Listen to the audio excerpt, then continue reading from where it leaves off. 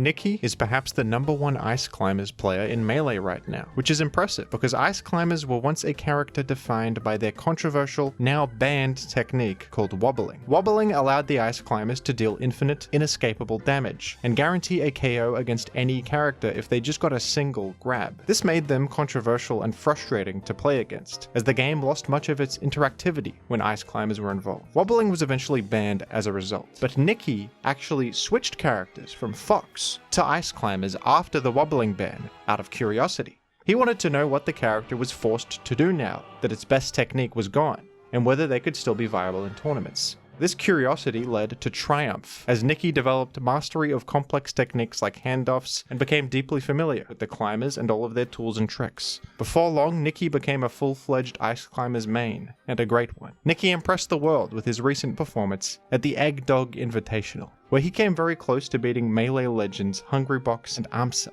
and even got an incredible win against Wizzrobe, the best Captain Falcon on the planet, and a terrible matchup for the climbers. Nicki is very much here to prove that Ice Climbers are still a real character without wobbling. Thank you for taking the time to chat with me on the fridge today, Nicki, and how are you? Thank you so much. That was a great introduction. It's crazy. You sound just like in the YouTube videos. Yeah, I'm doing great. How are you doing? I'm good, and I'm excited to chat with you. We were talking a bit before I started recording, but I've been aware of you for a while. I've seen you in my comments. I know you're a great player over in Europe. I've seen you on like the Slippy leaderboards and stuff over there, but I did not expect to see you at the Eggdog Invitational when I tuned in. I literally tuned in as you were fighting Hungrybox, and I was like, wow, this guy's got 2 games in the books. This is insane. Yeah, it was insane. And then, he popped off on me. It's a great set to watch just if you want to see Hungrybox scream at a German kid. But I think you had a similar experience that's similar to what other people experience of like, I've heard of this guy before. Maybe like some people knew that I used to play Fox because I was ranked globally with Fox in 2019. But it's been a couple of years, and yeah, it seems like a lot of people were surprised by what I did, and it seems like a lot of people surprisingly enjoyed it quite a bit because Ice Climbers used to be more disliked by the spectators, but now that Wobbling's gone, there seems to be a lot of respect for the character that wasn't there before. Yeah, I mean, I found myself cheering for you.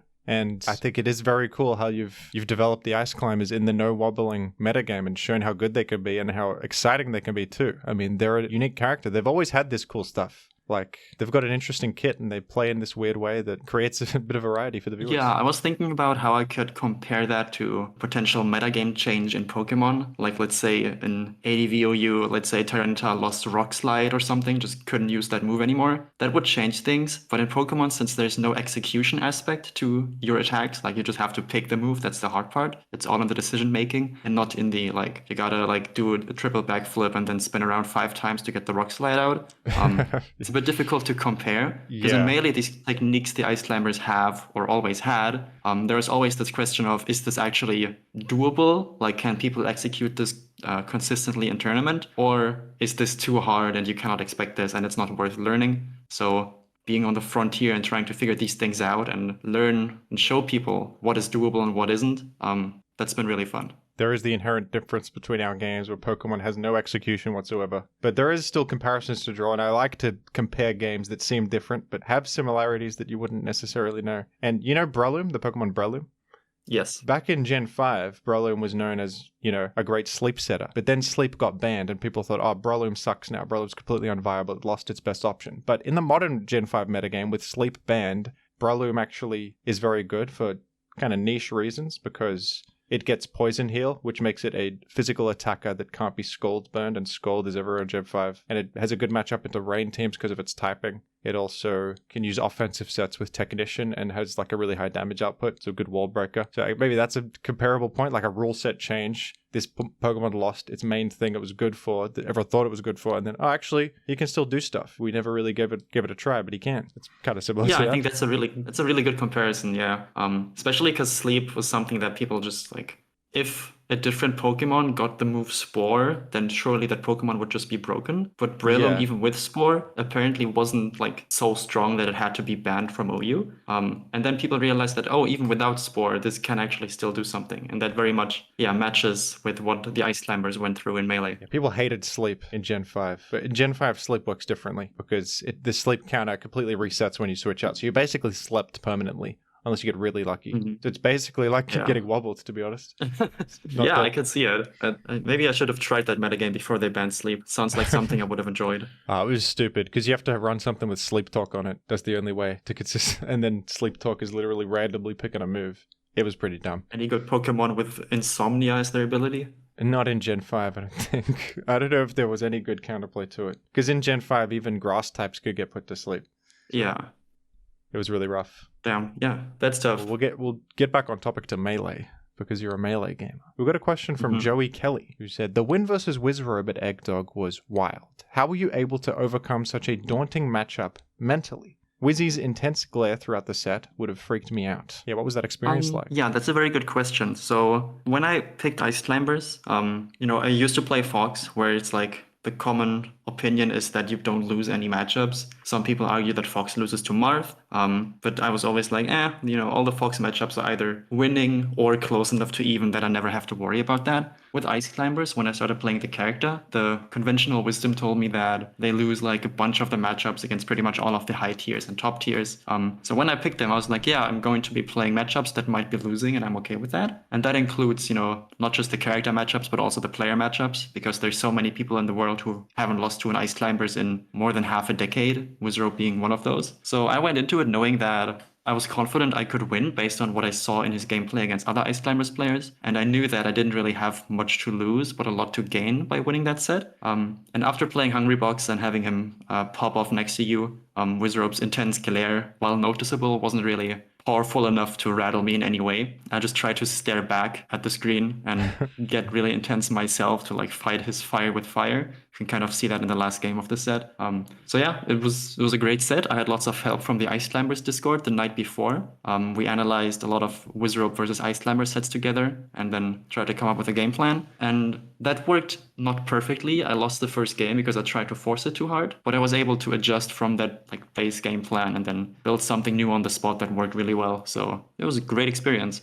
That's so crazy that he never lost to an Ice Climbers in that amount of time, and then you come along. I mean, do you think that Ice Climbers fundamentally played differently with wobbling because they're just all about wobbling? You're just going for the grab while you are, using the whole toolkit you have access to. Yeah, that's a difficult question. I think about that a lot myself because all the tools the character has now, they also had it before, right? It's not like anything new got added to the game or to the character. It's just that something that was very centralizing to their gameplay or something that people used to over-focus on is now gone. So I think Ice Climbers still play fundamentally very, very similarly.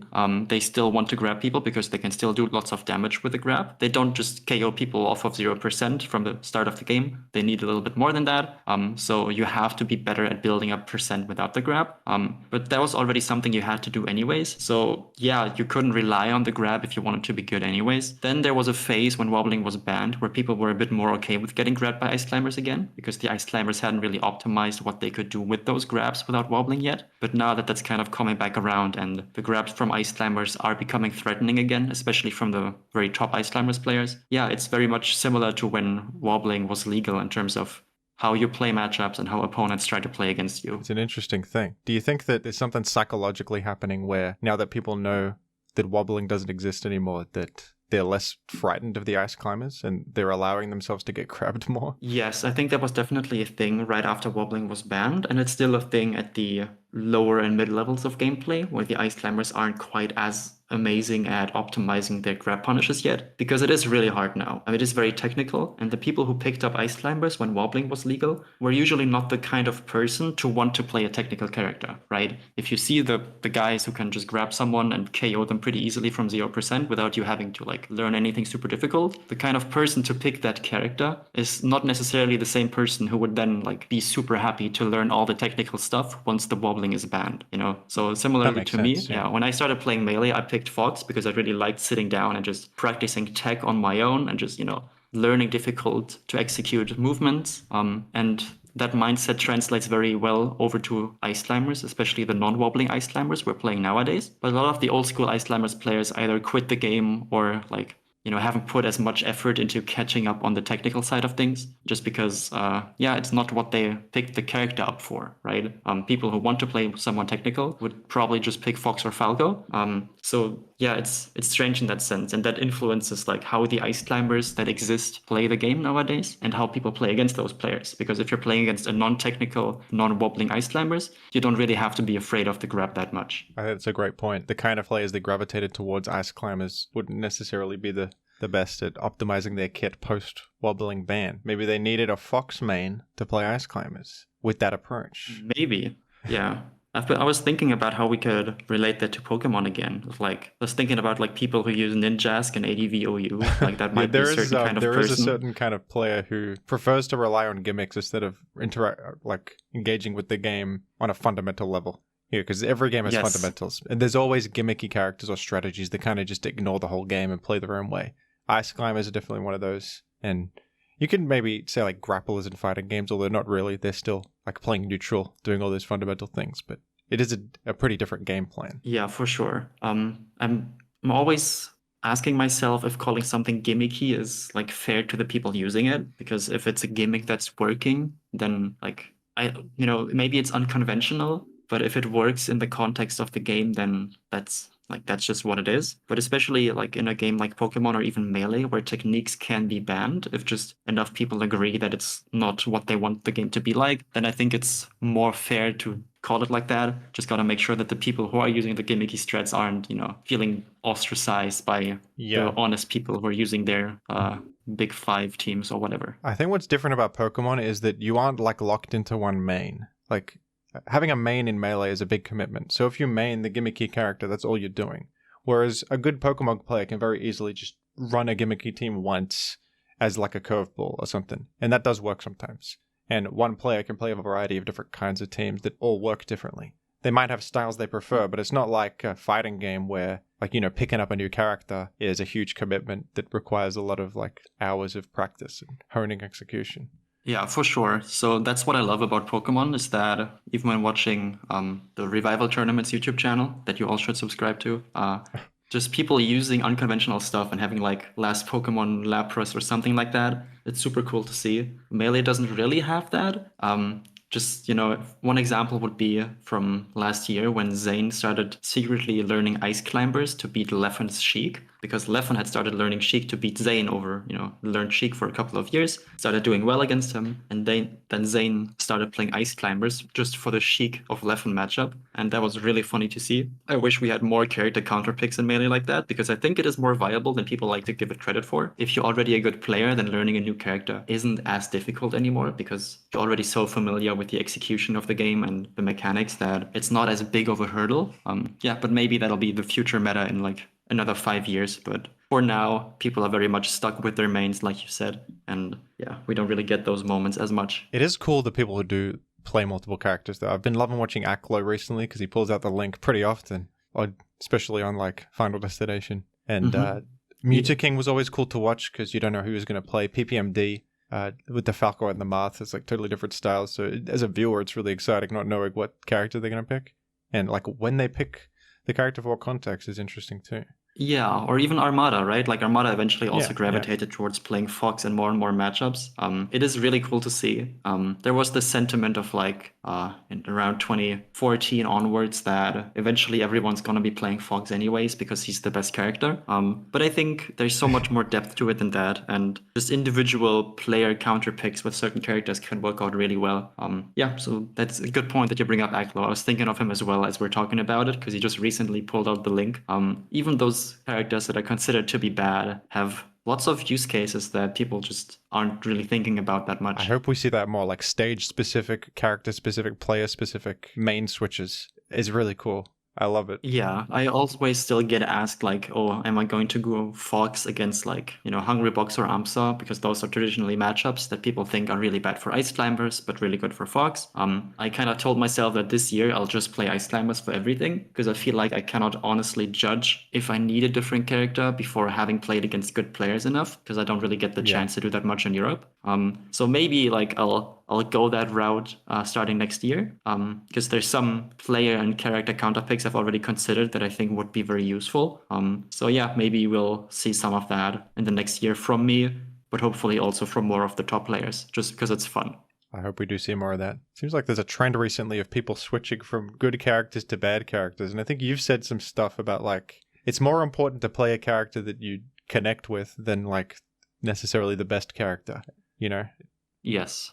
It's something that people don't appreciate enough because there's always that sentiment of, oh, you got to play like one of the 6 or 7 best characters in the game, otherwise you'll never be able to win. First of all, what does winning even mean? Like winning the biggest tournaments in the world? I feel like we've seen that more characters can do it than we thought. We've had a Yoshi win for the first time, and then also Sheik didn't win any really big tournaments for like 20 years until Jmook did it at Genesis. So it's like if Sheik, a character who's clearly good enough to do it, wasn't able to win a tournament for 20 years. And then Yoshi did it in the same year, who was considered to never be able to do it. Maybe it's not just about the characters, but it's about the people who are piloting the character. And you're going to be able to pilot your character the best if you truly enjoy and understand the character, and you don't have to force yourself too hard to like stick with them and try to learn new stuff. I always recommend that people try out different characters if they're feeling unsatisfied with their main, because sometimes going down the tier list does just make the game more fun for you. If you're lower on the tier list, you might feel less bad about losing,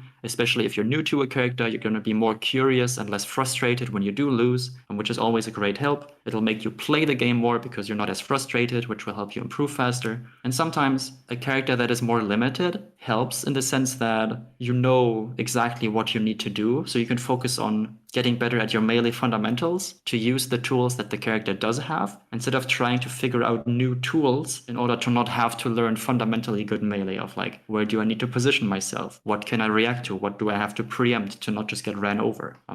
Yeah, like you said, we've had Junebug used to be a very high level Sheik player. Now is the best Donkey Kong in the world. The next best Donkey Kong, Quang or Kyle Mignodator, also used to play Ice Climbers, I think. Now plays Donkey Kong, who is also slightly lower on the tier list and is doing better than ever.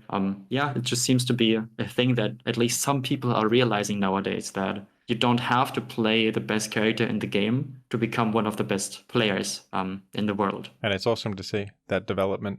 I mean, me, myself, I had a brief period of being obsessed with melee going to tournaments. I think playing Falco first was probably a mistake. Falco was my first character, and I really relied heavily on lasers. And I feel like it's easy to, when you pick up Falco, to just skip a lot of the fundamental lessons you're supposed to learn and just rely on lasers, which can just destroy a lot of intermediate level players. But I almost wish that's a very good point. I almost wish I just played like Pikachu from the beginning, because this was almost a stigma against playing those novel characters back then, I think. Like, you got to play some sort of top tier or top tier adjacent character. I always liked Pikachu. I've been playing Pikachu recently and having a great time as well on Slippy. Yeah, Pikachu's great. He's a cute little guy, and he plays in a very, very unique way where, like you said, you don't really get anything for free. Pikachu is a very like honest character that just kind of has to outplay people in the traditional way. Sometimes when people make like tier lists of who's the most difficult character in Melee, I sometimes wonder if you could just say that, like, for example, Bowser or Kirby are the most difficult character, not because they have anything that they need to do that is super hard to execute, but just because their options are so limited that the only way to beat people is by being fundamentally better at the game than them, and knowing like what easy options they have that your character doesn't have, and knowing when they will go for them and then hitting them for it. So yeah, sometimes, like I said, having less options forces you to engage with the fundamental aspects of the game more, because you don't have the easy way out. You can't just Falco laser your way through neutral. You have to figure out a way to use your movement and your attacks in the situations where they make sense. And yeah, that's, I think, why people sometimes say, oh yeah, you should play a top tier, because sure, you can pick Sheik and just like grab, down throw, forward air everyone. But like that stops working so quickly that if you want to get better at the game, you're going to have to learn the actual game anyways. So picking any character is fine for that purpose, because at some point you will be forced to improve no matter what. With the worst character, that point might come a little bit earlier, but that might be a good thing. Yeah, I just had a flashback. I used to play Melee with Josh Man, if you know him, a long, long time ago. And I remember when he first switched to Fox, he used to play Captain Falcon. He said, like, I'm going to just play for like a month without using Shine at all. And I thought that was like completely stupid. Like, why would you not use your character's best move? But looking back and seeing where Josh Bad is now, I'm like, maybe that was genius, because like maybe Shine is a crutch and you just want to like learn the game fundamentally first. I wonder if like I could just play Falco and not Laser, or play Sheik and not, I don't know, whatever. Like limit yourself deliberately. Mm-hmm. Yeah, I think when you're playing one of these characters who do get some situations more or less for free, imagine if you were an Ice Climbers player in like 2015 who just said, I'm going to play without wobbling for a year, Exactly, yeah. right? Like, where would that have gotten you? Just because we already talked about that. It would have been more difficult because you wouldn't have a community of other non-wobblers to help you figure stuff out. So it probably wouldn't have been as quick of a change as it was for the Ice Climbers community in the last 3 years. But yeah, there's definitely an argument to be made. I think Fiction played laserless Falco for a while when Fiction switched from Fox to Falco. Fiction being a top 10 player in the world in terms of skill level at least during that time. So yeah, you can definitely do that. And also the kind of person to do something like that is probably someone who has a good mindset for improvement because they're really just curious about the game and they want to try stuff out that they think might help them, even if they aren't 100% sure if it will help. And when, an option gets banned, like wobbling, it forces you to do that. And we've seen how things have developed with the Ice Climbers. Wonder if that happened with other characters. What would we see? What if Jigglypuff couldn't rest? Like they just banned it. Exactly. Maybe if we ban Fox's up smash, like Fox will just become an even better character. Or if we ban Moth's grab, like where we, there's probably a lot to be learned from that. But like I said, it usually helps when you're not the only person doing it, because then you kind of have to figure out everything on your own. Maybe you can get some of your Jigglypuff friends to also just stop resting completely and see where that takes you. That's getting a bit complex then, but it's an interesting thought.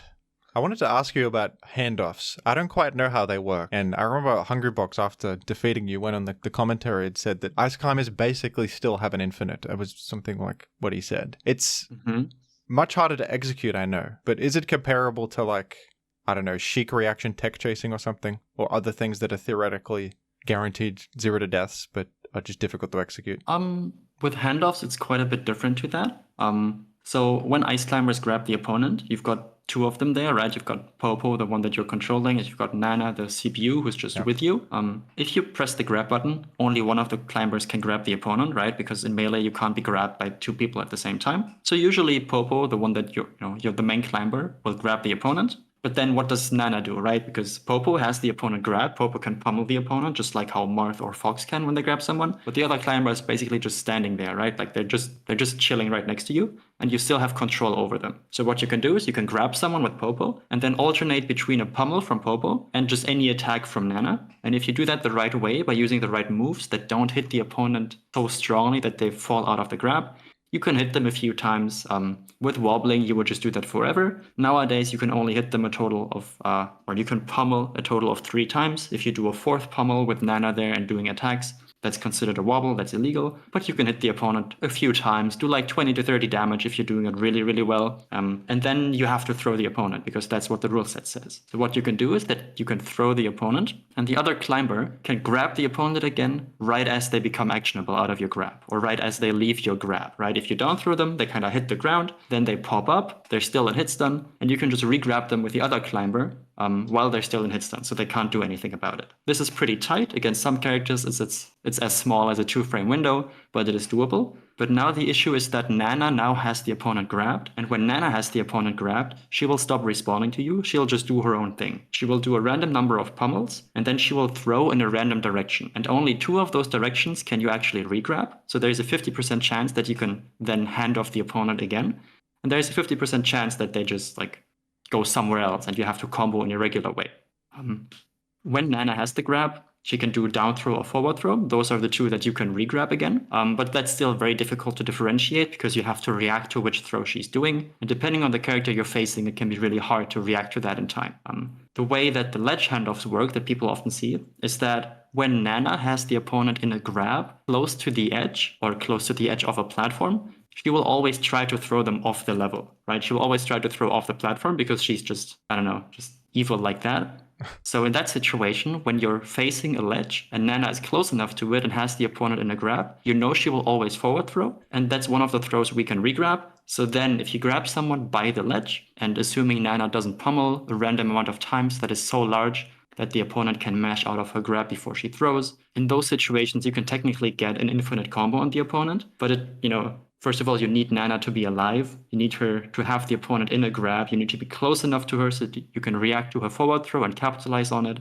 So if you're ever near the edge of a platform or the edge of the stage, then yes, handoffs are similar to wobbling in terms of just the KO potential they have, but they're a lot harder. And also they don't work don't work as easily if you're facing away from the ledge. They don't work as well if you're closer to center stage, because that's when Nana will do random throws again. So it is different from like Sheik tech chasing, for example, because if you have the grab in center stage, you just cannot rely on the handoffs. You can hand off the opponent to Nana and just hope she goes for the 50% chance she does a throw that you can continue the combo from. But, there's other mix-ups to be played that might have a better risk-reward ratio than that 50% chance of getting another grab there. That is all very interesting. I didn't realize that. I guess Nana is a CPU, so there's elements of RNG in there.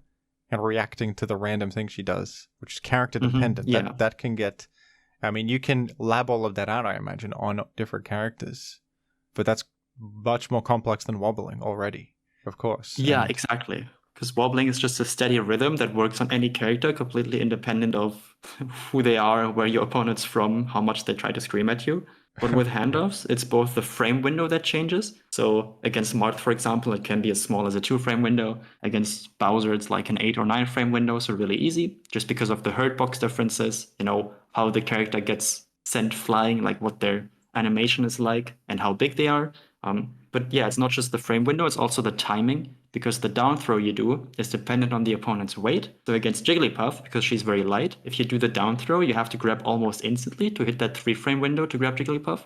Against Bowser, you can start the down throw, like grab a drink, have some water, and then come back and then press the grab to still get the handoff, because Bowser is so heavy, so the timing is so much slower. And there's also, at certain positions on the stage, Nana will do the same throw of the forward throw, and then that's an infinite. But obviously, that's conditional and can be avoided as well if you're aware of it. So I think that's reasonable. Yeah, and there's a fun little mini game there, because people know that they're a little bit safer in center stage, right? But center stage is usually where the platforms are not, right? So by being in center, you kind of lose the ability to run around on platforms. So ice climbers, again, have a slightly easier time grabbing you there, but the grab might not be as meaningful. So yeah, the better the ice climbers get, the scarier any grab will become, even in center stage. But there's some situations where even nowadays, with people who aren't top 100 level in the world, a grab by the ledge in the corner facing the right way is already the stock. So ice climbers are really trying to force combos that, for example, end in a tech chase near the ledge, where if your opponent does anything other than teching towards center, you just grab them again, and then you're close to the ledge, and then their stock is gone. That's cool. That's like option coverage. You force them to do one thing or die. Yeah, exactly. And if they do that one thing and you read that, you can probably KO them anyways. So it turns into a mind game of, are you going to take the risk of, just being bold and staying in the corner? Or are you going to do the obvious thing and go back to center? But then if I move back into center preemptively and get a strong smash attack out, then, it's the same outcome, basically. It's a fun mind game. Like a Zugzwang or something, where... Yeah, exactly. You have options, but all of them can be punished really heavily. And what do you think are the most noteworthy things besides, grab punishes and all that ice climbers have had to develop to function in the metagame in terms of neutral and whatever other ways to punish besides just grabs and handoffs? What else is there that's been important? I think, like we were hoping for, a lot of it has been just fundamental melee neutral game and how you approach certain matchups. I think the game plans that Ice Climbers players used for different matchups weren't really distinct enough. So people would try to play different matchups similarly because your goal was to grab them the same way every time. Nowadays, I feel like the ICs are better at choosing how they move their character, how much they jump and when they jump, what kind of attacks they use to approach or defend themselves, specifically based on who they're playing against. Mostly just the character, but also the person. So yeah, I think not having that easy I grab you and you lose your stock option anymore makes it so that you have to use other stuff. So it's just stuff like, oh, my opponent is in the air. I managed to hit the Marth above me. I don't have them in a grab, but how can I stay under them and make it really hard for them to come down without getting reversal in the process, right? So it's been just very normal basic stuff that other characters have to do as well, where Ice Climbers can do it their own way. while always thinking like, if I can somehow, do this and do it in a way where I either get a regular good combo or I get a combo that leads into a grab, then that's the way you want to play the situation. And that's what we've gotten a lot better at. That's wonderful. I think it's made for more exciting gameplay, and you're doing good work to mend the reputation of the Ice Climbers. Once the most hated character is now honestly pretty exciting to watch. Yeah, thank you. We've got an interesting question from Simp de Marie. If you could buff and nerf something about the Ice Climbers, what would you do? I suppose this is difficult, to make them a more interesting character design-wise. Yeah, so it depends on how fundamentally we want to change the character. I think one very fun buff would be to make their up B a little bit stronger. Their up B is when they pull out the belay line and then Popo throws up Nana really high above himself. And in Project M, Project Plus, that move is ridiculously strong, right? So when you get someone above you and manage to hit them with that, you can KO them at very early %. I think it's maybe a bit too strong in that game. But in Melee, it's you can only really use it as a kill move when you're on Yoshi's story on the top platform and the fox is at 110% far above you already, because then you can kind of hit them off the top. So having that move be stronger would be pretty cool, because it's a pretty high risk, high reward move in that scenario. Right now, it's just very high risk and pretty much no reward in terms of using it for comboing. Of course, it's a decent recovery move, but it'd be cool if it was an actual combo finisher, because then there'd always be that threat of oh, the Ice Climbers just hit me with their up air, which is already a really good move. Now I'm above them, and they could just throw their Nana at me to try to take my stock early. I think that'd be fun.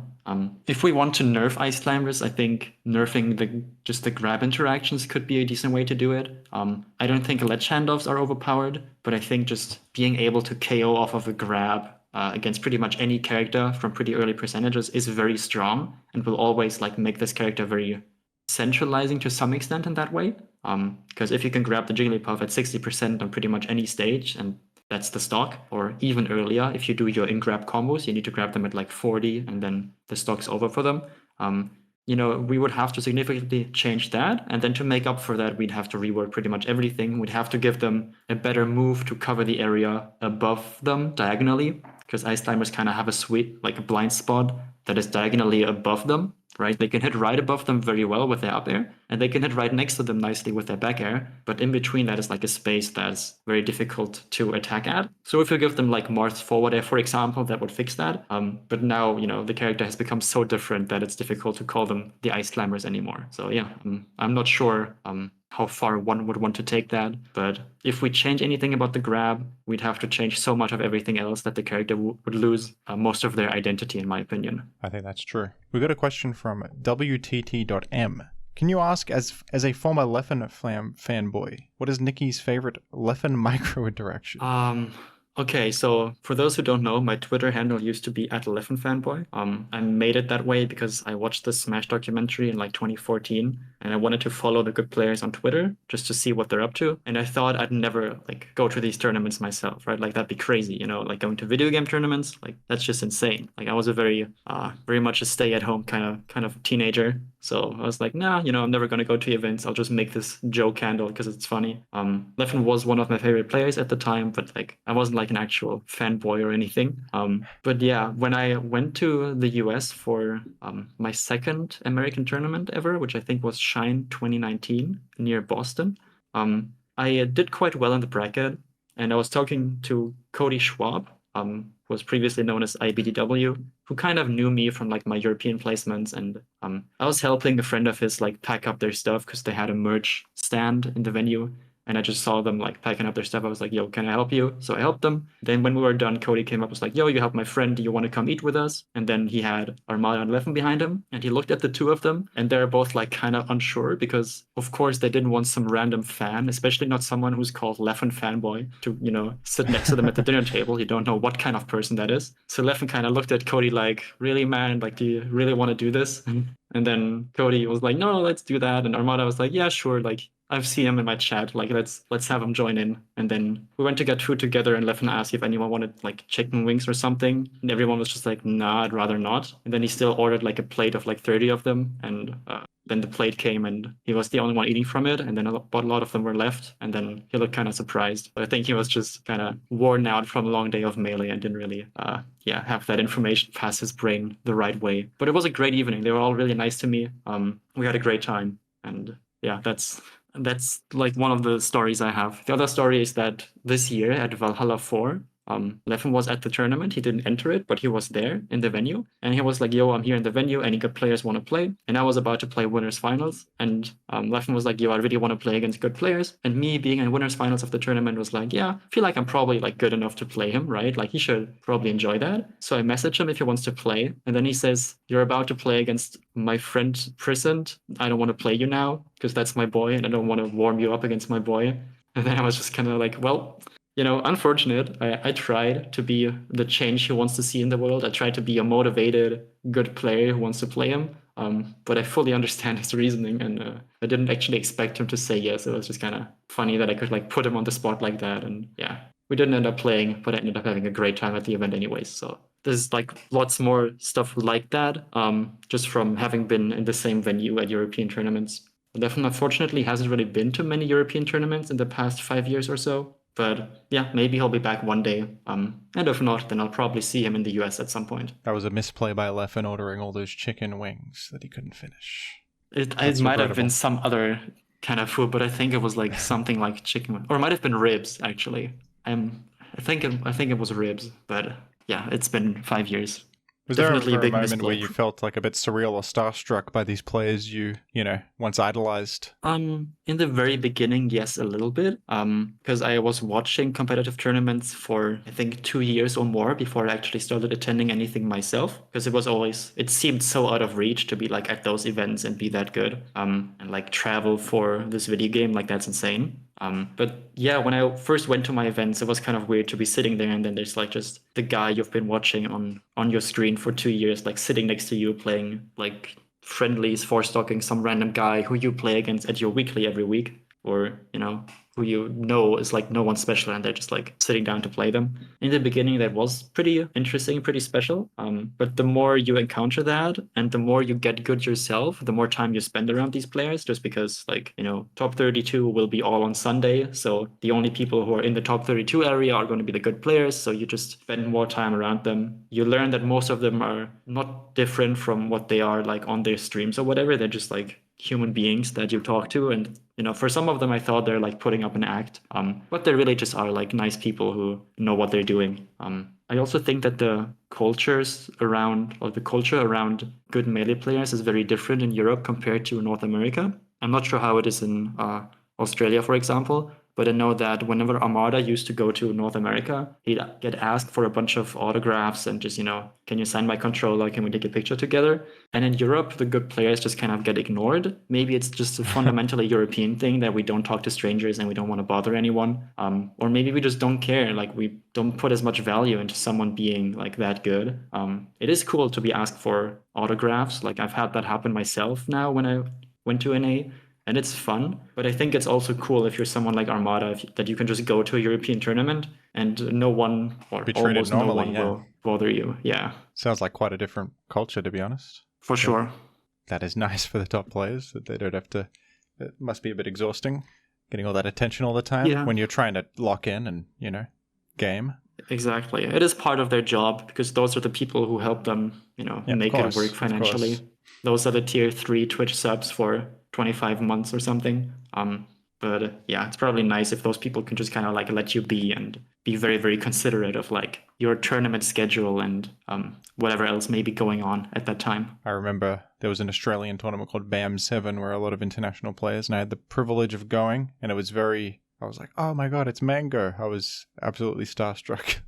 There's just multiple top level American players. Leffen was there too, actually. I think Hugs was there. S2J was there. Chillin' dude. Yeah. Chillin' was there. Yes. S2J. Everyone's here. That was great. Yeah, 2015 was a great time for Melee. It was. That was like the peak of documentary hype, wasn't it? Yeah. It was actually a DK at that tournament, I remember, who played against Chillin' Dude. That was cool. And now look how far DK has come. Yeah, give them another 10 years and it will be all DK in the top 8. I'm so curious to see if more weirdo characters are going to prop up, and if like maybe that'll be bad for the game. Like there's too many matchups that we got to know, and it's all about counter picks. I personally think that it'll be very good for the game. As Just a because spectator, it's epic, but as a player, maybe it'll be frustrating.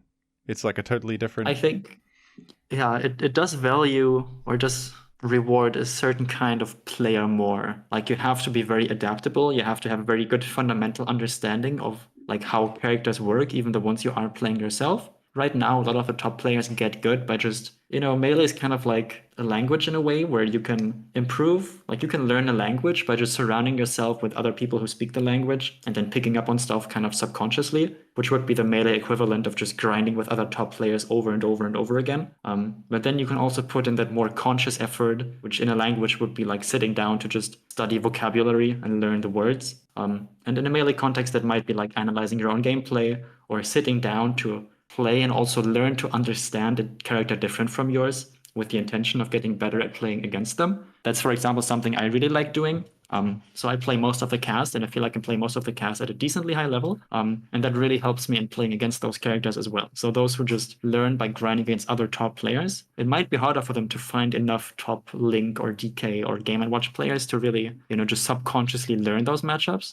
They'll probably get away with it by just being so much better at the game than the people who are playing those characters, at least for a while.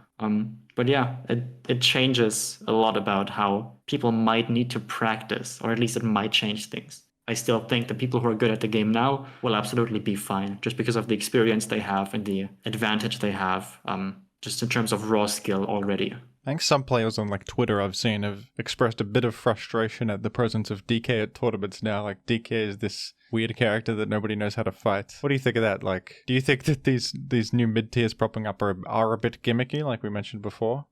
Do you think that like that perspective is understandable? To me, it kind of feels like victim blaming in the sense that you're blaming the DK players for the opponents not knowing how the character works. Like if DK is gimmicky, then people should just learn what the gimmicks are and start to beat them. But I think that even a character like DK or even some characters that are worse than DK have enough good stuff that even once opponents figure out how to edgeguard them better, how to combo them better, how to escape their combos better, there's probably going to be enough left to give those characters a chance to win. So I wouldn't say it's gimmicky in the sense that it can only work now, and then once people learn stuff, it'll never work again. People were saying that when AMSA first started getting good results in like 2013, 2014, it was like, oh, like, yeah, that's the one Yoshi. Like the top players will just, learn what to do against Yoshi now because there's never been a good one. And then it'll be over for AMSA. And then almost 10 years later, when people had plenty of time to learn the Yoshi, the solutions to the Yoshi matchup, AMSA won his first Super Major. So yeah, I think there's a lot of easy improvements, or there are a lot of easy improvements to be made in some of these mid-tier matchups, most of them, honestly. But I don't think that a Fox player making these easy improvements will invalidate those characters in the long run. Maybe in the very short term, but then, even the bad characters can adjust back and learn new stuff and get better at using their tools to make the playing field a bit more, not necessarily even, but to make it doable again for themselves. I like that. I think that's an optimistic perspective on the game. There's been a bit of like discourse about will DK fall off? Like, is this just a temporary fad, and maybe DK stocks will plummet to the ground? But the DK gamers can adapt back as well. Like the DK, and a player like Junebug is so fundamentally good at Smash with his experience in PM and all this. I'm sure he's gonna maintain.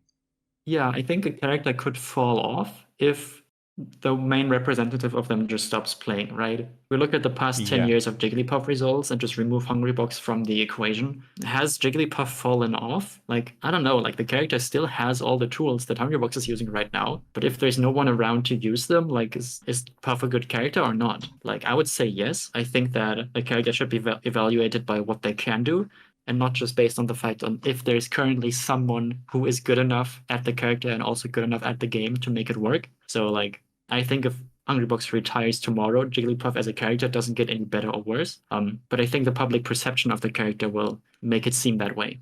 That's damn true. The public perception of characters is always somewhat biased towards like who's good right now.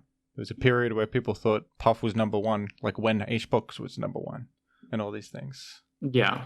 Or if just Melee is a game where it's hard to evaluate the inherent strengths of the characters because it's so complex.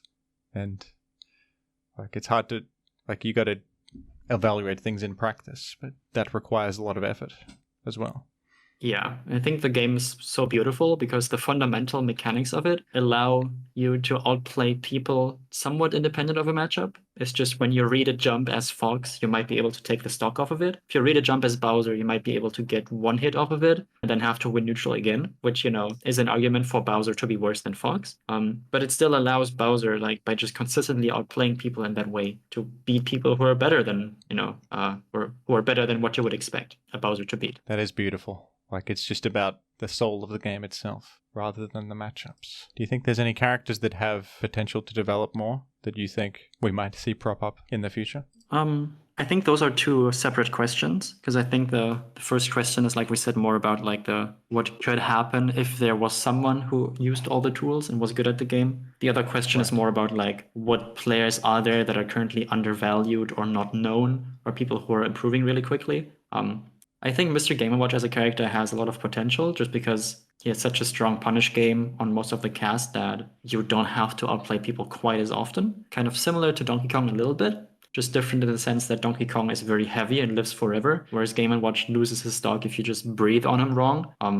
So that makes it more difficult. I think Link is very good. I've been saying for a while that Link is probably a bit better than Young Link, just because Link has stronger attacks, right? Like he has the Master Sword. Young Link has the whatever sword that he finds in the forest or something. Yeah.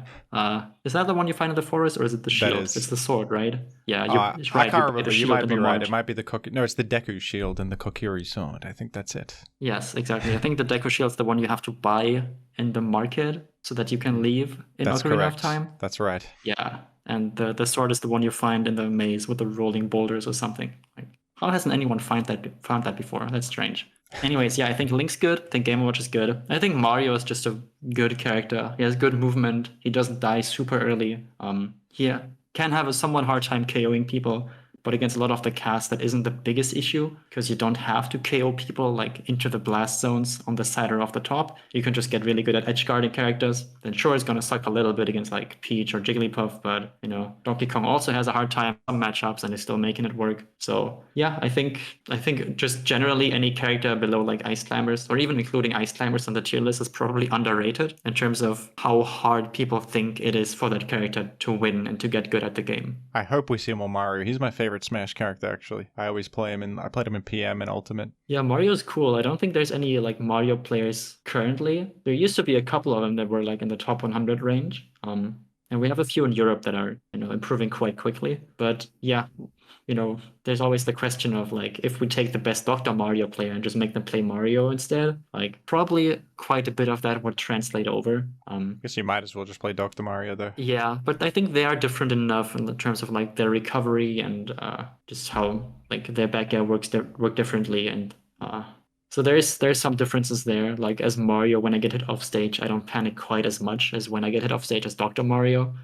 But yeah, that's what makes Mario difficult to evaluate, because there's like that other guy, just same character with a stethoscope and a cooler outfit, where it's like, well, is this guy just better, or are they just different and both of them have their use cases? I also think Zelda isn't as bad as people say. Some people will say like, oh, completely trash character, maybe worse than the game. But I don't know, like I could see the best Ice Climbers players in the world having a hard time against a Zelda who learns all the good stuff. She's a very easy character to like execute, and it's not like she has to win neutral all that often. Like you get hit by 3 or 4 back airs on the stock, a move that is really hard to punish and really hard to like move around, and then your stock's just gone because she just kicks you that hard. Yeah, people will not believe it until they see it, and they might never get to see it, but I think Zelda has some potential. That's interesting. I definitely thought Zelda was complete garbage. Her dash is just nothing. Yes, it is.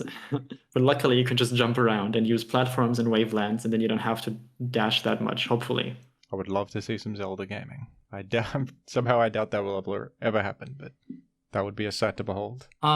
There's actually a somewhat recent set from early 2023 where a Zelda player called Weed Lesbian beat Aura. Aura was also at the Eggdog Invitational, also like currently a top 50 ranked player in the world. So, especially against floaties, Zelda can do some stuff. Let's go Weed Lesbian.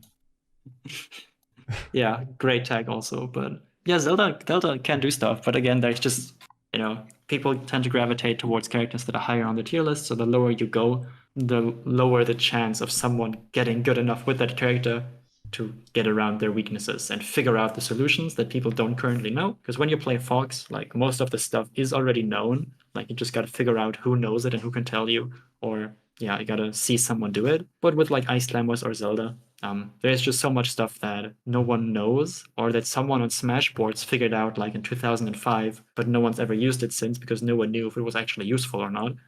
It's a very different way of improving at the game, I'd say. We've got some questions from Andrew Kenny. One of them was, who are some people that have made big contributions to the Ice Climbers that you feel haven't or don't get the recognition they deserve for it? Okay, so the Ice Climbers Discord is probably the place where most of the information is shared and where people go to ask questions. Whenever a question is asked there, there's like, in the Discord server, there's like 3 or 4 people who just know everything. Like they've been playing Ice Climbers and studying them for 20 years. They might not enter as much, but they literally just know everything.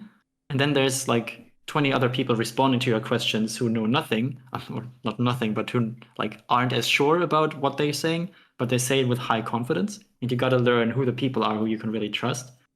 There's an Ice Climbers player called Cookbook who knows a bunch of stuff. There's Q Puff, also very good at the game. I think Cookbook is from Australia or New Zealand or something.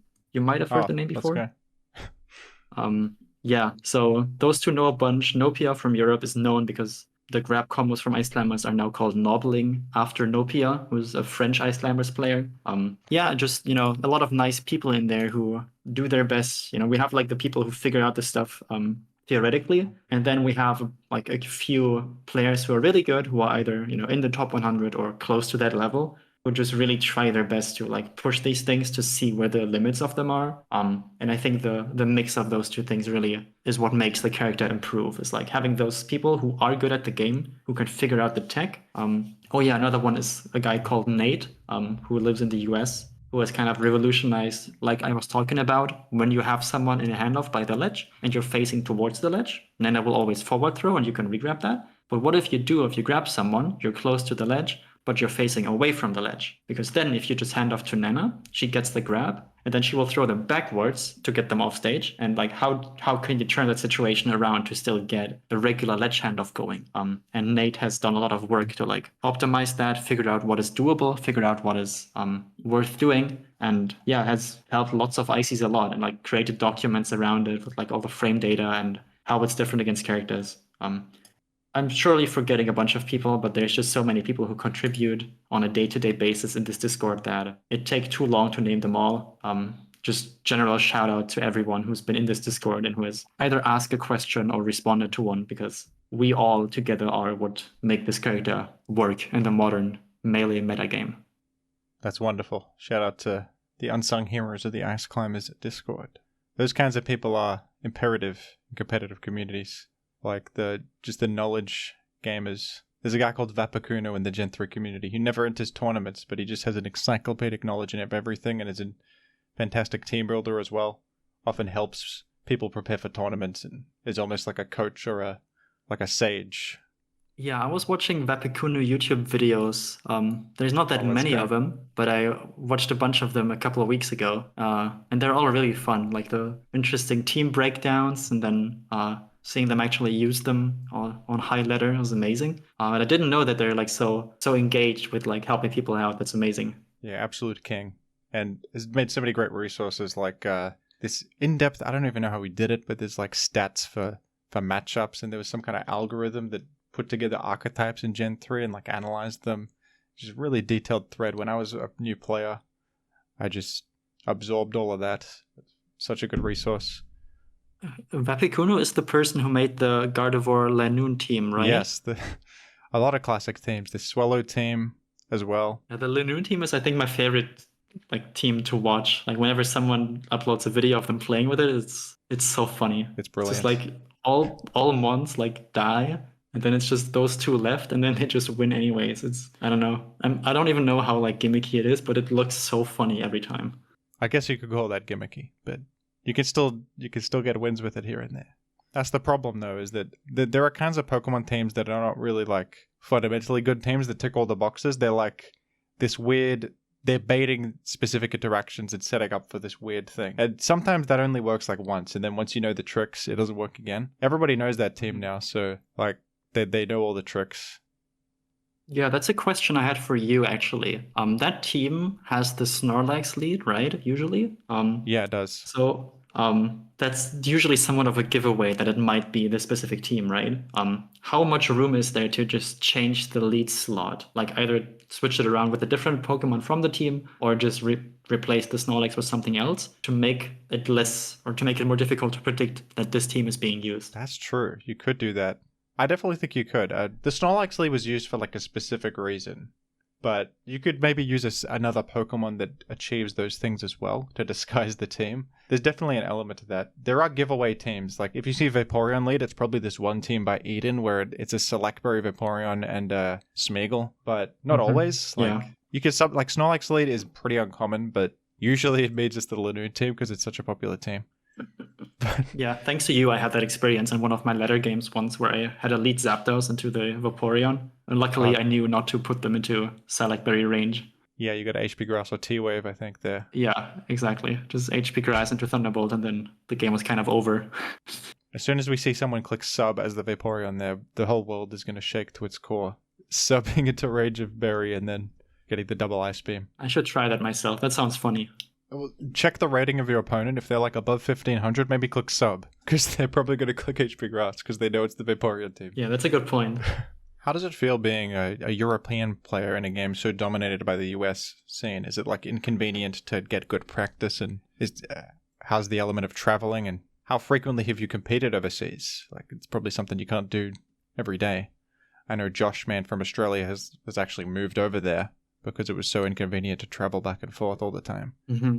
Yeah, so first of all, I think being a Melee player in Europe isn't quite as bad as people sometimes think. There are pretty good players to practice against. It's just the higher you go up, right? The difference between a top 10 player and like a top 50 player who's like in the 40 to 50 range is already really big. Like that top 10 player is probably almost never going to lose to someone who's ranked like 50th in the world. So that practice, while being like top level practice for them, might not be as useful as like getting the chance to attend major tournaments every other weekend, like the people in North America can.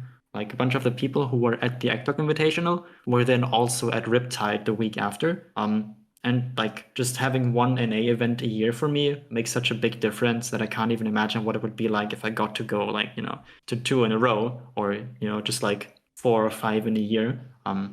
So yeah, it is difficult because the better you get, the more you need practice against the very best, because it also becomes a lot about just the player matchups at that point and not necessarily just about the characters. Because if you can beat every Marth that isn't Zane, then you don't necessarily have to get better at the Marth matchup anymore. You just have to get better at the matchup in a way that helps you beat Zane. And playing against Zane is probably going to be more helpful for that than playing against your local Marth who's like in Europe, maybe close to top 100, but you don't really know because they've never been to NA, so you aren't even sure how much the practice is worth in that sense.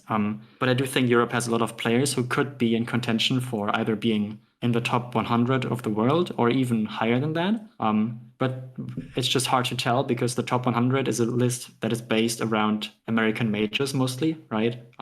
So if someone goes there once a year and then does well there, but doesn't get ranked at the end of the year because you have to attend 3 American events per year to make it onto the rankings, does that mean that person isn't good? No, it doesn't. It means that person is amazing, but it's just hard to put into context of how good they are compared to others if the data is, or the amount of data is so small.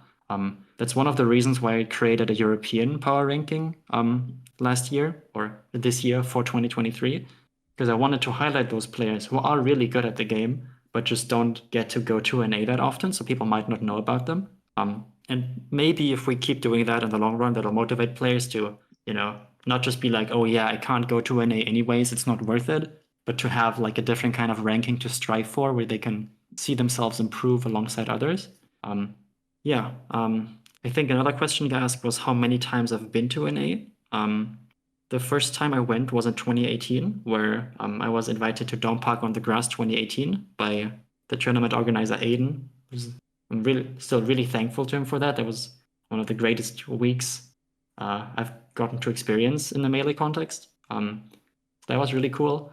Then I went to Shine 2019, which I already talked about. In 2020, I went to Genesis in the beginning of the year, right before COVID happened.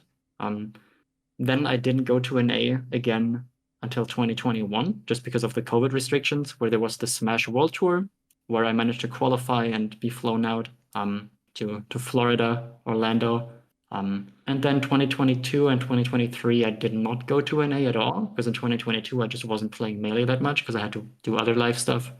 And 2023, I don't know, I just wasn't feeling it that much. I wasn't like super into it. But this year, I've gone to two NA events already, Collision in March, and then the Eggdog Invitational a couple of weeks ago. And I'm planning on going to at least one more so that I can become eligible for the end of year rankings, the global rankings, and yeah, kind of, finally accomplish maybe my dream of being a top 50 ranked player in the world at some point.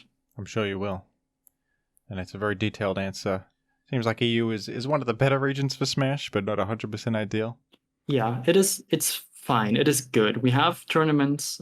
It used to be better in the past when Americans would travel over to Europe more often, because that automatically helps us put things into context much more easily. Like if a top 50 player arrives and then loses to our local Luigi main, then we don't have to feel as bad about losing to our local Luigi main anymore, because we know that person's actually good at the game, and we're not all just stupid, but we just have a really good player in our ranks. And that's become less and less common, but also because the major European tournament series have slowly disappeared or been replaced by other events that don't quite have the prestige yet that would get Americans to fly out to them. But hopefully that'll change again in the future. It makes you wonder if there's any players that might excel if given the opportunity, but they just can't because of the region they're in. So it's unfortunate. Yeah, I'm sure there are. At least maybe not in top 8 of a super major, but there's lots of people who can do some real damage right below that level. And it makes you admire Armada, especially back in the day, who was so isolated from the very concentrated top player scene in the US. Mm-hmm. Yeah, for sure. I was actually curious about that myself. So yesterday I created a little document where I looked at how many Europeans were in the global top 100 ranking at the end of each year. And it seems like the peak of European Melee was around 2015 or 2016, where Europe had a total of 11 players in the top 100. So a bit more than 10%, that's quite good. But now in 2023, we only had 4 players in it, which is, less than half that. So this has partly to do with the fact that there aren't big European tournaments, right? If there were really big European tournaments, then Europeans could attend those, and it would count as a major in terms of the eligibility criteria for the end of year rankings, and that helps a ton. And just, especially this year, we didn't really have those. So either you go to an A or you don't get ranked. And going to an A just once a year is already extremely time consuming and expensive, especially if you have to fly out to the West Coast. It's 14 to 15 hours of travel, a 9-hour time difference. So when you fly back, Monday morning, you will pretty much always arrive Tuesday in the middle of the day. So if you're working, you have to take at least 4 or 5 days off of work if you don't want to be super jet lagged when you arrive at the event. It's just a very large time and money commitment that people aren't able to make. And the way the tournament structure is right now, makes it difficult for Europeans to make it like that. But Armada was playing at a time where Europe had a good amount of players, and especially in 2015, 2016, things were really at their best. And there were lots of good European tournaments that Americans would also travel to because Armada was there, who was the best in the world. That surely helps in terms of attracting out-of-region competitors. So are the big European majors not counting towards SSBM rank? Not if they aren't big enough, which, for example, last year we had a tournament in France called Arca Melee, which I think Jmook and Moki and I think Cody Schwab also went to, right? So that was a good level of top level representation, even from the Americans and Canadians. So that helped a lot. And that tournament counted for eligibility when it came to having it be a major. The same was the case with Fed 3, which was a tournament in the UK, which unfortunately couldn't happen this year. Same with Arca Melee, it had some issues running last year, so it didn't happen again this year. So those 2 tournaments that did count for eligibility didn't happen again this year. And the tournaments we do have just didn't attract enough North American talent to make them reach that status of being a major. Well, that's unfortunate for the EU gamers that they don't get as many eligible tournaments in their area. Yeah, As a spectator of Melee, who would you say is your favorite player to watch? it's a good question. I was recently asked who my favorite Ice Climbers player is to watch, and I just had no answer. I find all of them somewhat interesting to watch, but also somewhat frustrating to watch in the sense of like when I watch myself play, I see all the mistakes I'm doing, and when I watch other Ice Climbers players play, I see what they're doing well, but I also see the mistakes they're doing because I'm so invested in how this character Right, can and maybe should be played.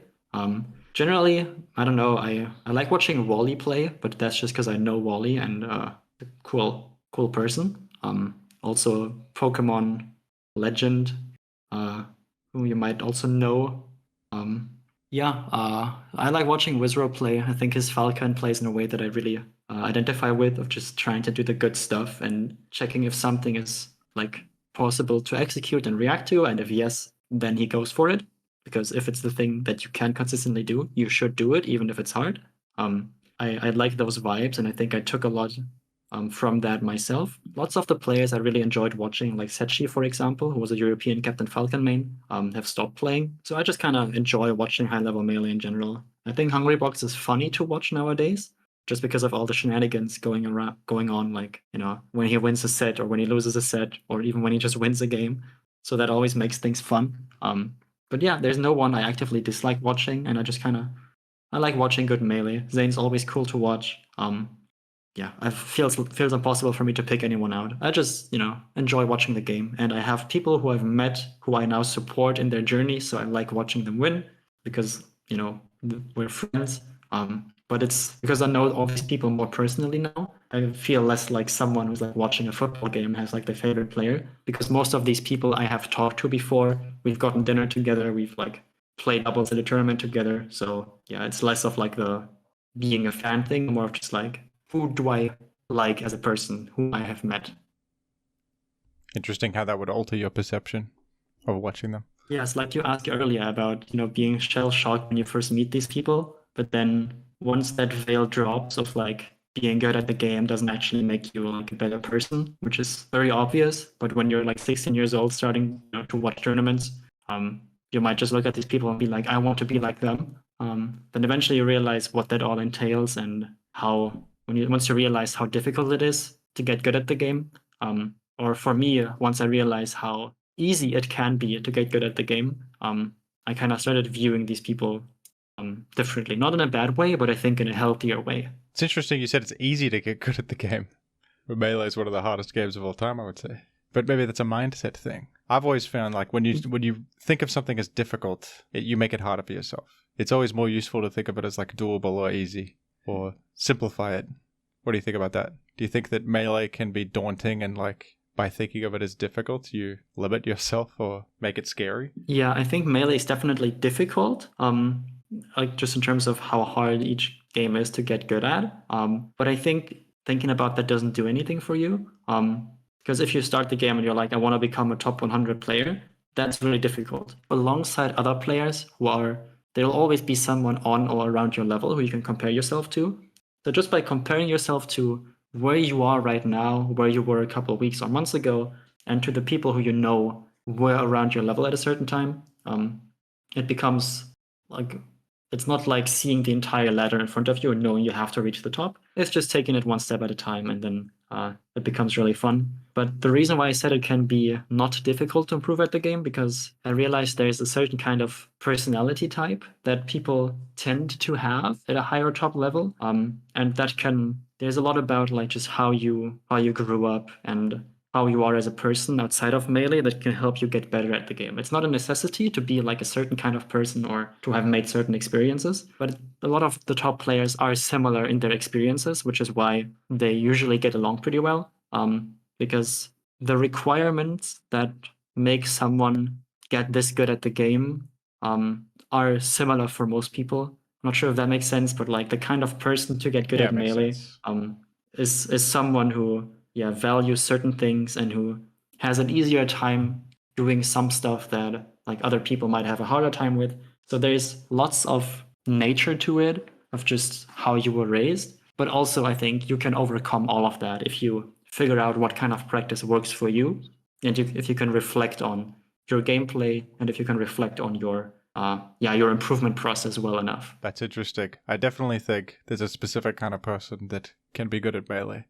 And how would you try to describe that person? Well, if I think about my own experience, I watched the Smash documentary. I was sort of enamored with the idea of being good at Melee, but I was always like this average baseline level at the game. I plateaued at a point, and I never surmounted that hurdle. And I think like if you're passionate enough about the game, if you've got this intrinsic desire to be great, you will find a way to overcome that yourself, I think. The truth is that I liked the idea of being good, but I didn't truly want to be good deep down. And that's the distinction, I guess. And I did have that desire to be good and overcame certain hurdles in Pokemon where there is a lot of like inconvenience and like minutia and like, building a team. You got to spend ages calcing things, preparing for your opponents. Even scheduling with opponents is annoying. A lot of people just sort of give up when faced with all that stuff. I just loved the game enough that I was down to deal with all of those annoyances. I think in Melee it's the same, probably. Maybe it's just clicking with the game. Yeah, I think so. It's clicking with the game, and it's just being the right kind of person to... I mean, it's kind of like, of course, the people who are good will be the ones who, like, can make good use of how the game is best practiced, whether that be consciously or subconsciously. So someone who gets really good at Melee is usually someone who gets very frustrated when they lose, at least in the beginning when they start playing, who gets so frustrated to a point that they will force themselves to sit down for 5 hours one evening and just grind out a certain thing because they're so mad about losing. That's not really a healthy thing in the long run. You kind of have to learn to get past that and get beyond that. But that's that's often a point from which people start, and that then motivates them. So it's not like they have to be like, oh yeah, it's 5 p.m. I got to do my practice. It's just they want to practice because they just want to be good so badly, right? And sometimes when people ask me like how much effort I put into practicing, I sometimes want to say just no effort at all because I want to play. I want to do those things. I truly enjoy it. Like it doesn't feel like sitting down and doing my homework. It feels like exactly doing the thing I like the most in my favorite game. And I'm just lucky that the things I like doing most and that help me improve, that I also enjoy them as much as I do. Of course, I had to put in work to figure out what those things are and change them so that they are as fun for me as possible and deal with all the mentality issues that can come from being really sad when you lose. But yeah, I don't know. I don't like to say that I just like put in more hard work than other people. I think I'm just the kind of person who approaches the game or video games in general in a way that helps me improve quickly. And this comes pretty naturally to me, or rather I figured it out for myself at some point. And since then it's been what I wanted to do anyways. I talked about PPMD. Talk with this about PPMD in our chat. Where like, what is it that makes someone great?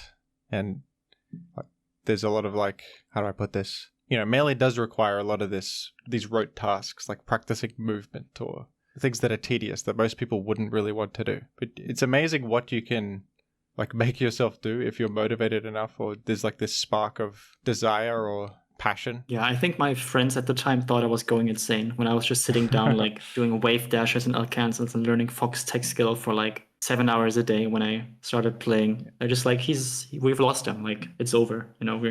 He's not coming back. He's changed. But apparently there was something inside me that allowed me to do that while making it fun for me. And that is definitely an advantage if you just have that without having to force yourself into it. People think I'm weird for only playing like Gen 3 OU. Like, don't you want more variety? Don't you want, like, it's just the same Pokemon every time? I just love the Pokemon in Gen 3 OU specifically. I love the way the metagame plays. And most people, their relationship with the games is like they do want variety, and like most modern games have an ever-changing metagame with button balance patches and new content coming out. It takes like a weirdo to obsess over a specific game that's just unchanged and just learn the ins and outs of it like that. Yeah, and that's what makes it so beautiful, because when you play that game, you get to meet other weirdos like yourself, and it turns out that those people are probably somewhat similar to you, so it's very easy to vibe with them and make friends, or just find someone who enjoys your hobby in a similar way that you do. When other people might look at it and be like, all right, like those people are over there doing their thing, we'll just let them do it, because it can be hard to understand. I think I said there's like a specific kind of person, but that's not really true. It's more that there's the same common thread of like passion for the game. There's actually many different ways to become good, and like people have different brains. There's different ways that you, like you said, you got to learn the best methods of improvement for yourself. sometimes that's like specific. So, most of the time when you're improving at something, you will look to others for how to do it. But I think to be great, you got to create your own regime of improvement, I guess. Yeah, or you just gotta figure out like what fits the sweet spot between this helps me improve versus I still enjoy doing this. Because if there's something that helps you improve a ton, but you just don't enjoy it at all, it'll probably be very difficult to get yourself to do that consistently. Yeah. Whereas if you find something that helps you improve quite a bit, but it's also really fun, then you gotta try to weigh like what's better for you, what works better for you as a person. And that's where a lot of those personal differences come in. I'm curious, do you find that solo practice of just practicing one thing over and over enjoyable? For me, it's kind of like nails on a chalkboard. I always struggled with like short hopping in Melee, and I was just like, all right, I'm going to grind short hopping. And I just couldn't do it. Like it's so annoying. Like sitting there doing the same thing and you keep messing it up. Yeah, I think now in the beginning I really enjoyed it because all the stuff I was practicing, I knew there's people out there doing it. And I thought to myself, if these people can do it, then maybe I can as well. And the more I learned, the more I was like, oh yeah, if these people can do it, I can definitely do it. Because I realized that I'm able to learn stuff that other people can do, even if it seems difficult at first. But I also did really just enjoy it of like, this looks so cool. I want to be able to do it. It seems to be something that people are doing consistently. So let me try that. Nowadays, I still do enjoy doing solo practice. It doesn't happen that often that there's like certain new tech where I just have to grind it out over and over again. But usually when I look at it, I try to figure out, do I think I should be able to do this consistently? If the answer is yes, I'll just make myself learn it. It'll be somewhat annoying, but usually the improvements come quickly enough that it is kind of fun in the end anyways. And if they aren't coming quickly enough, I know that sometimes you just need a good night's sleep to make the muscle memory set in and help you learn how to do something. So just sometimes bashing your head into the wall does help because then the wall might break eventually if your head's strong enough and if you can figure out if it's the right kind of wall that you can break eventually. I think that was completely stupid what I just said, but I hope you get what I mean. I think I do. Yeah, so I do enjoy it, but I also use solo practice for stuff like recreating situations where I know that my current response to an option from my opponent is currently not working, and I want to learn to implement a different response, like without having to consciously think about it, because Melee is too fast for you to like reason your way through every interaction. You have to make sure that your automatic responses to certain things that opponents are threatening are useful for the situations that will then occur out of the situations the opponent is threatening. Yeah, I know you can do that in 20XX, like set up a dummy to do a specific thing and then you grind your response. I always found that like I like like annoying, and I couldn't be bothered setting that up. I think if you're a great Melee player and you're doing that, that's how you know you're going places. Yeah, and since you talked to PPMD was doing that before we had things like 20XX, and he'd just do shadowboxing, where he just put a stationary CPU on one side of the stage, and just like, I imagine this Marth is going to run and it forward smash me right now. So I will move in a way where I would avoid that potential forward smash and then come back in to punish it. And that does translate into real matches better than one would expect. But yeah, you just have to figure out a way of like making the raw grinding of tech skill, like short hopping, fun for you. I've been considering switching over to jumping with a Z button instead of X or Y, and short hopping that way is impossible for me right now. So I was thinking about like, do I really want to do this? Like, do I want to have to go through this again? But I think I might do it in the future just because I know that I can learn it. And there are people out there who have proven to me that it's possible to short hop consistently with the Z button. So I'll just have to sit down for like 2 or 3 days, not get it at all, and then eventually, see the results. You just have to believe that there's light at the end of the tunnel. Well, I really admire people who are good at Melee because it does take a lot of that kind of hard work. And I mentioned I picked up Pikachu recently just for fun, and it made me admire Axe like 1,000 times more than I already did, because like Pikachu is not easy, and he makes Pikachu look like a pretty good and epic character that can keep up with the top tiers, but that's just because he's insane. I don't know how he does all that consistently, and his punishes are always on point. He's just that good. He understands the game, right? You might have seen he's very good with other characters as well. Yeah. He just has the fundamentals down. He can speak the language of Melee, and he knows how Pikachu fits into the context of all the other characters. That's why Melee is my favorite game to watch, because I've tried to be good at it, and I've failed, and so seeing people who have surmounted that is just fantastic. I have some idea of like how hard it is. I just have nothing but admiration for what I'm seeing. Yeah, for sure. And I think that's one of the reasons why people start playing. Like they see Yeah, it's inspiring. these people who can, It's magical. yeah, like it's like they're flowing across the stage and just everything looks so easy. And then you sit down and try to play the game, and then you run off the stage, you panic, you lose your stock, and you realize like the mountain that these people have climbed is even taller than you could have ever imagined. Are there any other competitive games you enjoy that give you that sense as well? So my gaming history is pretty simple. Like I just had Nintendo consoles as a kid, and I had two older brothers who were like 4 and 5 years older than me. So whenever we play like Mario Kart on the GameCube, I'd be at a significant disadvantage just by virtue of being a much smaller child playing against teenagers. So yeah, I always was like trying to prove myself, because if you're losing every time, then when their friends are over, they won't let you play if you're bad. But if you're somewhat good, if you're too good, they also won't let you play. But if you can keep up and make it fun, then that's a motivation for you to play. So I did play like Smash, with friends and with my family. But it wasn't like competitive Smash. It was fully just casual gaming. Eventually, I got my first laptop and I played Minecraft on it. And then eventually I played League of Legends for a few years. But I was usually just only ever playing one game at a time. I usually just like hyperfixate on one game and get like fully immersed in it, like watch all the content I can when I'm not home, listen to whatever podcasts there are, and then just try to learn, because that's what's fun for me. I actually won a League of Legends tournament at some point. It was like open entry, but I did win like I think 200 euros in-game currency at that point. But That's yeah, good. Eventually I watched the Smash documentary, and I still follow or I used to follow League of Legends esports on the side and watch content, but I don't really play games much. Even with ADV OU, I was like watching content and following the scene for a really long time. And only like 2 months ago, I was able to convince myself to play my first ladder matches. And then I played a few, and now I've stopped again and just been back to Melee. So yeah, I think part of it is like a little bit of like ladder anxiety or ranked anxiety, like knowing that if I lose, I'll lose points, kind of makes me not want to play a game. In Melee, I kind of managed to get so good that I don't have to worry about losing most of the time. Like when I go and play unranked in Europe or even ranked, like can be pretty confident that I'm just going to win most of the sets there. And I've also gotten better at dealing with the losses, so it's not as big of a deal for me anymore. But yeah, I just focus on one game, play it a bunch, and for most games, I tend to watch or consume more than I play them myself. Even for Melee, that's probably the case. I'd love to see your approach to Gen 3 OU. I think you could cook up some epic off-meta strategies if you put your mind to it. Melee is kind of an all-consuming game, though, isn't it? It is, especially difficult. once you're good at it, because you don't just like get the enjoyment out of being good at the game, but there's also lots of like recognition you get from other people, right?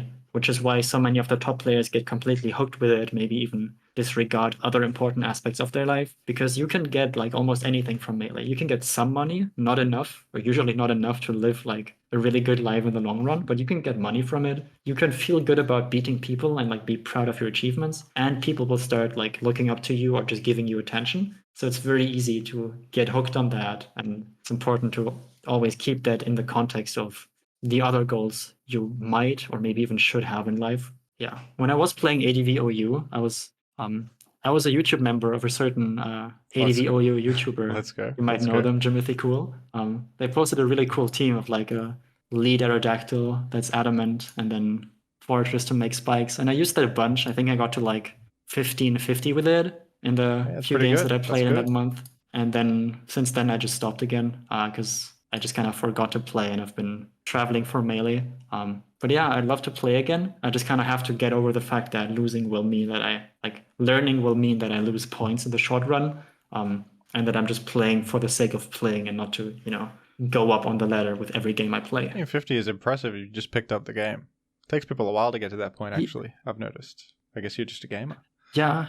I think because Pokemon is a game that you can learn without having to play it, right? Melee is a game that that's impossible. You have to sit down and grind tech skill. But Pokemon is just all decision making, and you can just watch good players and pick up on what they're saying or what they're doing, and then try to use that for yourself.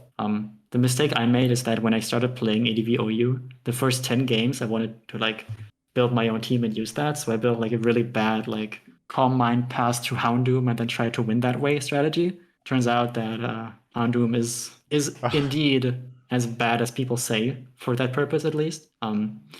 So I think in my first 10 games, I like won 4 and lost 6, but then I managed to go on a pretty good winning streak, got my win rate up to a decent point, just using that one team that you showed off. And yeah, I want to try more stuff out. I want to use all these funny teams I've seen, like the Linoon team myself, and just need to get like in the right headspace for it, where I'm not so focused on melee that everything else is not stimulating enough for me to even try out.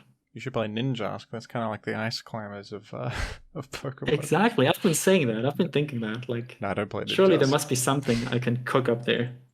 There is something. I think McMegan and ABR got wins with Ninjask in ADV Revival, which was concerning. It might be more broken than we think, folks. I think if Mr. Mime was still allowed in ADV OU, I think I'd be all over that. I know. I hate that guy. I hate him as well. I look at him and I get mad. But I think what he was doing in the metagame seems funny from hearing the stories about it. Just like in an evil way. In retrospect, is funny, but living it was not funny. It was all suffering all the time. Check out my video about Mr. Mime if you have no idea what I'm talking about. I've got a video about... No, I think that's where I learned about it, yeah. That was a controversial Pokemon. He's the perfect Pokemon for it, too. He's got a little grin. He's looking devious. He just looks kind of stupid. Like, I think the Ice Climbers in Melee, especially their icon on the character select screen, it looks so dumb. Like, I don't know how to put it into words, but I just look at it and I'm like, those are some silly little guys. Like, not in the funny, silly way, but in the like, I get slightly mad when having to look at this. But maybe that's just me being conditioned by the broader community to not liking Ice Climbers. They are a bit goofy and out of place among the rest of the roster, that's for sure. Yeah, exactly. They're just... They feel like they don't really belong sometimes. What a unique character design. They were kind of cooking with that one, to be honest. I should commission someone to make like a mouse hold skin for Ice Climbers. Oh, that would be great. It'd just be Plusle and Minun. I'm thinking, are there any... Plusle and Minun, yeah, I think that already exists. That's really good. I was thinking what else there is. Like, you can't really split up the two wheezing heads. I don't think that would work. Skarmory and Blissey would be messed up. Yeah, that's a good fit, because I feel like casual viewers don't love like the fact that defensive cores exist sometimes. I might be wrong there. For sure. That's a classic noob take, that anything defensive is lame. Even the move protect or something. Sometimes I like to argue that as a joke when I'm talking to Kingu. Like, I was playing my ladder matches, we're discussing how our games are going. I was just like, damn, everyone's just using stall. Like, oh, lead Skarmory, stall player. They click protect. Why is everyone stalling? And then I just keep the joke going until Kingu got really mad, because I was really invested in that. And all these Legendario users that, frankly, they're so not unfair. Honorable at all. Like Zapdos, that's not fair. Do you think that the all-consuming nature of Melee is like a shame that you don't have time to do anything else, or do you like being obsessed with one thing like that? I generally like getting good and being good at something. And if I feel like something I'm doing is like scratching that itch for me, I'm perfectly happy just to stick with that. Of course, you always have to reflect in life of like, what am I spending my time on? Do I want to keep doing this, or do I maybe want to branch out into something else that could accomplish the same thing for me, but maybe be even more fun, or maybe just be a healthier thing in my life, to maybe have some variety in it. I think it's fine. Like, of course, sometimes I play the piano and I think like, oh, if I was like as into this as I am into playing Melee, I'd probably be like giving concerts somewhere already. But that's fine, because you don't have to enjoy everything the exact same amount. And if I'm having fun with it and it's working out with the rest of my life, I'm happy to keep going. That's good to hear. Yeah, it's also because in terms of Melee for me, I don't like, some people are like, oh no, like I don't feel like playing, I hate the game right now. And then they come home, they're already feeling bad. They sit down to play unranked or something, and they feel even worse. I at some point figured out, really difficult thing.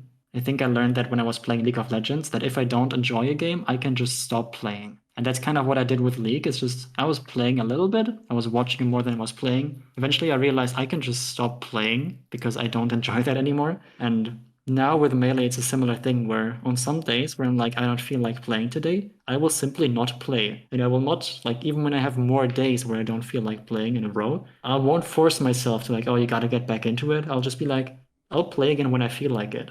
And that makes it so that when I do play, I enjoy it a lot. And when I wouldn't enjoy playing, I just don't play the game. So yeah, I'm not like forcing myself to play most of the time if I don't want to. Like sometimes I won't feel really like it. Like I'll just be like, yeah, I could play, I don't really have to. But then I'll think, oh, I want to get better in this matchup, or I want to learn to implement something. Then, that will of course like change my opinion and make me sit down to play. But I try to be very aware of like my mental state in terms of, do I actually want to play? Or am I just playing to like, distract myself from something else, or just out of habit and I wouldn't actually enjoy it?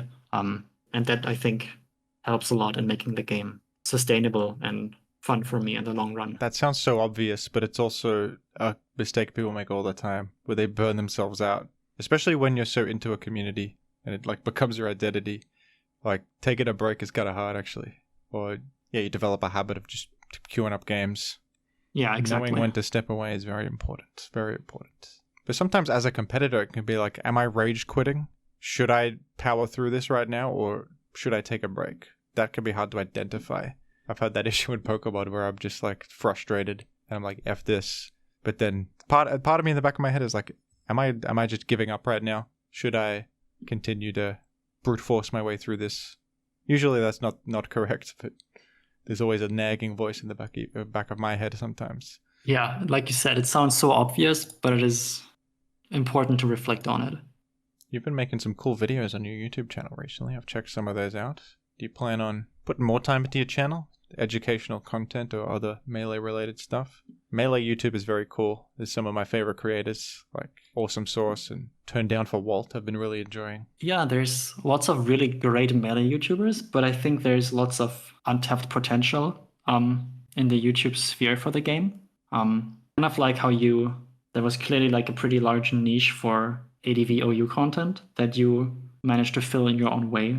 I felt like there isn't really much like Melee discussion happening, and I like watching the BKC videos, and I kind of was like, well, this would be great to have for Melee, because I feel like I have enough knowledge and have experienced enough to make similar videos on that, just to bring up interesting storylines or talk to people about like the discussions that are happening in the broader community at a time.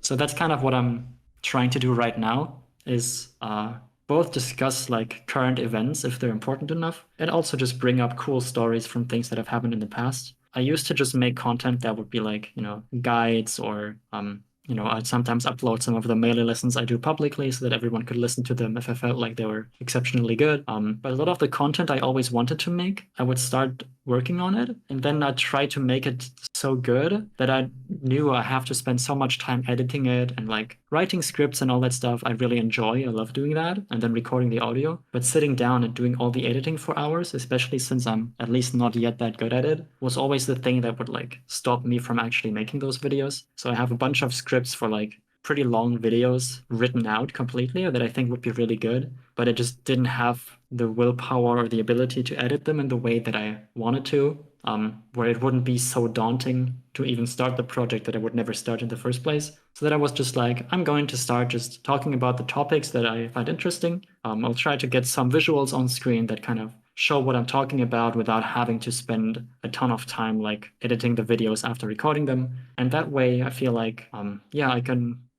fulfill or fit in a niche that isn't currently occupied by anyone. And maybe some people will enjoy that. They can just listen to it on the side as they're going to work or to school or whatever. And I get to have fun yapping about the game that I like the most. So that's what I'm currently doing. That's so cool that BKC was an inspiration. Now that I think about it, your videos are kind of like Melee BKC videos, to be honest. Yeah, I've got like the gaming playlist in the background, some video game music, and then just gameplay on screen of like showing the topic you're talking about. I didn't intend for it to be like that similar, but I don't think that's necessarily a bad thing. Just got to get better at like doing bathroom breaks during my videos if I really want to be truly like BKC. It's crazy that he does that, because you could just pause the recording in OBS. Like, easy. That's a misplay. I think in one of his latest videos, he's just using his camera. So you just see him, and then he's just like, oh, I gotta go to the bathroom. So he just walks off camera and then comes back like a bit later. That is so cool. Like, I don't even know how to describe it. Like, there's no adjective they can like put into words. I guess you should check out that channel if you haven't seen it. BKC. He's one of the most legendary Pokemon players of all time, and he's got a very interesting channel. Yeah, the BKC channel also showed me that I don't have to, like, it's fine to disagree with people. Like, it's fine to make an argument for something that people are, just going to be 100% on board with, as long as you try to have an open mind with what other people think or about what other people think. And yeah, you try to argue your point well, then, if you disagree with the common opinion, you'll get more comments telling you that you're wrong. And then you can either engage with that or you can ignore it. That's something I had to learn, that YouTube comments can be very, sometimes it's the best idea to ignore them because people will just respond to what I think I would say in the video without having watched it. So I made the video about wobbling where my conclusion was that I don't like the way it got banned, but I think it should stay banned. And I still get a bunch of comments of like, oh yeah, of course the Ice Climbers player wants to unban wobbling. You're all the same. You just want to make That's it how easier they for are. yourself. There's often like a very surface level response to one part out of context, and a lot of people make the same observation. It can be good feedback actually, if you don't take it directly, but you like notice what is prompting this response from all these people that's so similar. Like, and there's like this widespread misinterpretation of what I'm saying here. You could take that and learn how to be more like clear about what you're trying to say, I guess. Yeah, that's a good point. I was thinking about that. If I should start with my conclusion and then, once I have that out there, I can, talk through like how I got there, right? But if I just leave the conclusion to the end and start by talking about how I got there, then the people who only watch half the video will give me angry comments, which I don't mind. Like that's funny. That might be good for the YouTube algorithm. I should look into that more. And the people who actually watch all the video will really know what I did talk about. So I got to figure out if like getting those angry comments is a net positive or if I should, start by clearly stating my point and then move into the arguments from there to make sure those comments don't happen anymore. Just got to see how it affects my reputation and my YouTube life, I guess. Yeah, you shouldn't always dictate what you're doing based on the comments, because the people who leave those comments are actually a small percent of the people watching.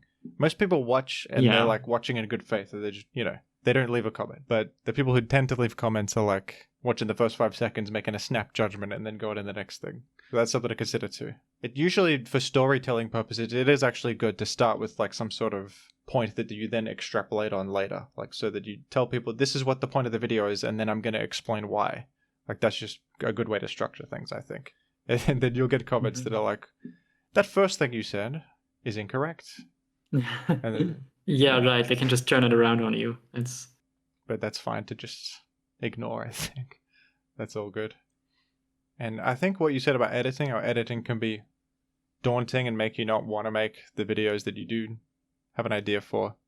Sort of like what you said about Melee, where you got to make it fun for yourself and make it exciting for yourself. So if things do become tedious and you're like dreading the idea of editing this together, that you got to stop and think like, how do I make this fun? I've done that by like putting little jokes on my videos and also streamlining the editing process to make things a bit more convenient. Like when I'm showing things on screen, to just make it, usually when I edit, it's actually kind of nice. It's like I have my video style, I've ironed it all out, so it's no longer like a daunting idea of like, oh, I have to edit.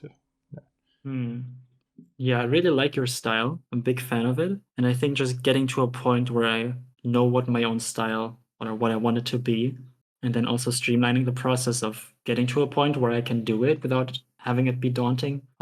That's just a hurdle that I will hopefully tackle at a later date. But I realized that hurdle was preventing me from making any content for too long. So I was just like, I'm just going to start doing it the way that works for me for now. And as I get more experience with doing this, I'll then try to move into greater things. Even a very simple visual video visually can be engaging if it's just like you're good at talking or the script's good.